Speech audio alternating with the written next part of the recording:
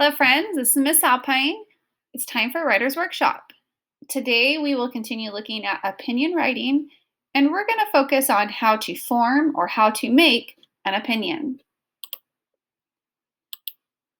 So, we've already learned that an opinion is how you think or how you feel about a topic or an issue. And we are going to give opinion statements at the very beginning of our opinion essay. And we're going to say things like, I prefer, I think, in my opinion, I feel that, or I believe, to really voice what our opinion is. And you could say something like, I feel all students should read for 20 minutes a day.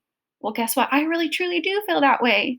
Or you might say, I believe dogs make the best pets. When you go to write your opinion essay, you want to make sure you clearly state and tell the reader what your opinion is about the topic. You want to convince them to think a certain way or do a certain thing. You want to make sure you support your opinion with convincing reasons and facts. You're going to use some linking words and phrases to help connect your ideas. And you want to have a conclusion that wraps up, tells the reader what you think, and maybe even calls them to take an action. All good writers, opinion writers, start by stating their opinion. They list their reasons why they feel that way. They include facts for their reasons. They provide at least 3 reasons for support. And they sum up their writing with restating their opinion in the conclusion. But my question is to you, well, how do you form or make your opinion? Sometimes you have a gut feeling and you know which side to choose, but you don't always. And sometimes you may have a gut feeling, but is it really based on facts and reasons and evidence? Well, today I'm going to teach you the steps to forming an opinion. And not only is this forming an opinion, but it's going to form the strongest side position or the strongest opinion. So here are the steps. Step 1, first thing you have to do is you have to really identify and list both sides of the opinion. For example, I'm trying to think, my kids really want to get another pet at home. But guess what? I don't really want another pet. So I might make what we call a T chart. And I'm going to label both sides. And I'm going to put on one side in a T chart, it really does look like a T. I'm going to show you in just a minute. But on one side, I'm going to say, okay, we're going to have why we should get a pet and why we should not get a pet is going to be on the other side. And I'm going to look at both sides before I make my decision. Step 2, we're going to list the strengths or the reasons why you might or might not get a pet in this case, but you want to list it for both sides, not just one, because in my gut, I'm already like, I don't want to get another pet. But if I only list reasons why we shouldn't, that's not really being fair. So I want to list reasons for both sides, why we should and why we shouldn't. And I'm going to make sure that I include not only reasons, but maybe some facts and other details that are going to really support each of the sides. For step 3, now that I've made my list and I've thought about reasons for both sides, I'm going to step back and I'm going to really study that list. And I'm going to have to figure out which side is actually stronger. And maybe sometimes that's going to be which one has more reasons, or maybe just sometimes there's certain reasons that are so strong that, man, even if there's not as many reasons, but it's so strong, it outweighs the other side. Then the last step, now that I've studied both sides, I get to choose which one is stronger. And once I choose which one has more evidence, more reasons, and it's a stronger side, then I get to write my opinion statement. So here's the steps in a real simple form.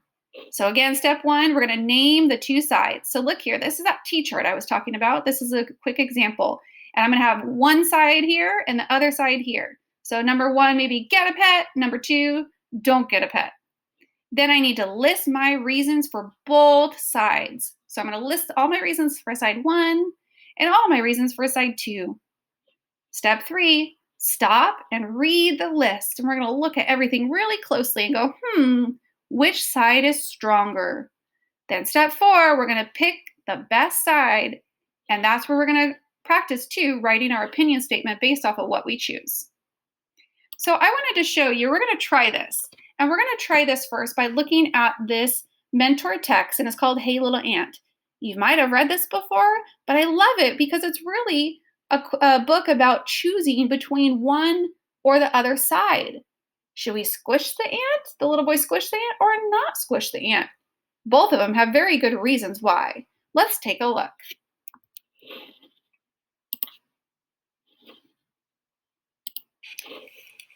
Hey, Little Ant. Written by Philip and Hannah Hoos. Illustrations by Debbie Tilley. Kid. Hey, little ant down in the crack.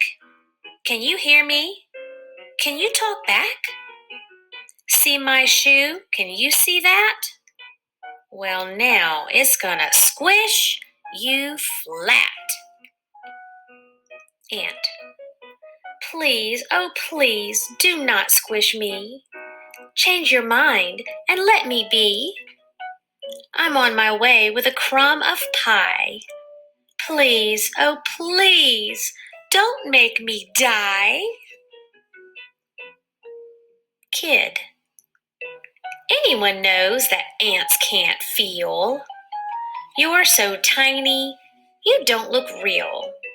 I'm so big and you're so small.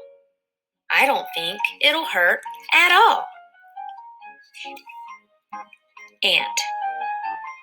But you are a giant, and giants can't know how it feels to be an ant. Come down close, I think you'll see that you are very much like me. Kid. Are you crazy? Me like you? I have a home and a family too. You're just a speck that runs around. No one would care if my foot came down. Ant. Oh, big friend, you are so wrong. My nestmates need me 'cause I am strong. I dig our nest and feed baby ants too. I must not die beneath your shoe. Kid. But my mom says that ants are rude. They carry off our picnic food. They steal our chips and breadcrumbs too. It's good if I squish a crook like you. Ant. Hey, I'm not a crook. Kid, read my lips. Sometimes ants need crumbs and chips. One little chip can feed my town. So please, don't make your shoe come down. Kid. But all my friends squish ants each day. Squishing ants is a game we play. They're looking at me, they're listening too. They all say I should squish you. Ant. I can see you're big and strong. Decide for yourself what's right and wrong. If you were me and I were you, what would you want me to do? Should the ant get squished? Should the ant go free? It's up to the kid, not up to me. We'll leave the kid with a raised up shoe. What do you think that kid should do? Okay, so that is the question. What should the kid do? Well, to make this choice, let's go ahead and look at the 4 steps of making an opinion. Remember, first, we're going to name the 2 sides. Then we need to list the reasons for both sides. We're going to stop and really study that list and figure out which one has a stronger side. And then we're going to pick the best side and write our opinion statement. So I did that. I made my T chart. So here I have my T right down the middle. And I put both sides. Well, what were some reasons why he should squish the ant? And what were some reasons why he should not squish the ant? And I thought about it and I said, well, he says that ants do take your food. And ants are little, they can't feel anything. Well, this kid kind of thought it was a fun game that him and his friends play. And he kind of was like, hey, no one would care. He's so small. Who cares? But then I looked at the evidence and I thought, well, what are the reasons why he shouldn't? Well, it would hurt the ant. Remember, the ant said he's actually strong and he has a family and he helps his nestmates. Other ants depend on him. And of course, he's a living thing who does have feelings. And so that was step one. I listed, or I thought about both sides. Step two, I listed the reasons. Now, step three, I'm going to sit back and I'm going to look at both sides. And the first thing I want to do is I kind of count how many reasons. I have 1, 2, 3, 4 over on this side. And I have 1, 2, 3, 4, 5 on don't squish. So just by the numbers alone, I have more reasons and evidence why he should not squish that ant. But then also to me, you know what's the strongest piece of evidence? Look at this last one right here, or the strongest reason. He's a living thing who has feelings. Why should we kill a living thing that has feelings for no reason other than it's fun? And he steals a little bit of food. Huh. So to me, this was much stronger. So in my opinion, and again, you might have a different opinion based off of the reasons you would put, but this is my opinion statement. After looking at both sides, I feel that the boy should not squish the ant. Okay, and notice again, my opinion statement clearly states how I feel or what I believe about this topic, about should he squish or not squish the ant. All right, so for your assignment today, you're going to be doing your own 4 steps to making an opinion. And the assignment is listed right here on the side. It says, using the 4 steps to forming an opinion, you're going to find out and voice your opinion about should pets be allowed at school. Now, we're going to pretend that we're back at school and we go to school every day. So if we were in school every day, do you think pets should be allowed at school? Well, don't tell me your opinion yet. Don't shout it out. Don't think about it yet because we haven't looked at both sides. So we're going to make sure that we look at both sides. We're going to name the 2 sides. We're going to list the reasons for both sides. We're going to study that list and we're going to choose our side.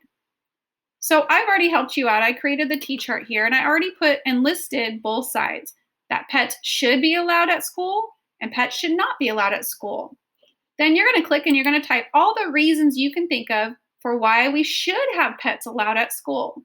And you want to come up with at least maybe 3, but it's up to you however many you can come up with. Then you're going to think about reasons why pets maybe should not be allowed at school. Okay, but you have to have reasons for both sides. Once you've listed reasons for both sides, really study that list and say which side has more reasons and evidence. After you choose your side, you're going to click down here where it says opinion statement, and I've even given you a sentence starter. After looking at both sides, I feel that, and you're going to type your opinion here, that pets should be allowed at school or that pets should not be allowed at school. All right, that's your assignment for today. Let's go be writers.